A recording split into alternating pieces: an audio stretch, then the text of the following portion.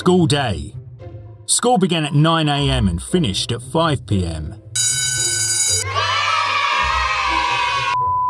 Children wrote on slate boards with slate pencils. Help. Once they were old enough, they used ink and wrote in handwriting books. Hey! Oh boy. What's the big idea? They were taught the 3 R's, which were reading, writing, and arithmetic. Bingo! Well, smack my mama. They would chant their times tables using a counting frame called an abacus. Help! And read and copy from the Bible. Victorian classes were enormous, with as many as 70 to 80 pupils in one class. I got ants in my pants. In one school, there were 300 pupils in one class. Teachers were very strict and gave out punishments for anything that they didn't like.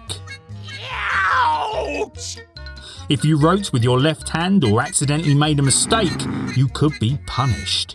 I'm a bad boy. Punishments were nasty. Sometimes children had to sit in detention after school or copy out lots of extra work. They were even hit with a ruler or the cane. Excuse me.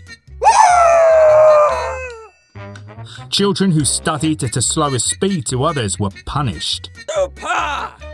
Genius! They had to sit on a special stool and wear a dunce's hat. This was very embarrassing. Thank you very much! School dinners were not very tasty. Free dinners were a cup of soup made from boiled meat bones. If you paid a little money, you could also get bread, jam, meat and potatoes. What's the matter with you? Most children took packed lunches and some went home for lunch. And away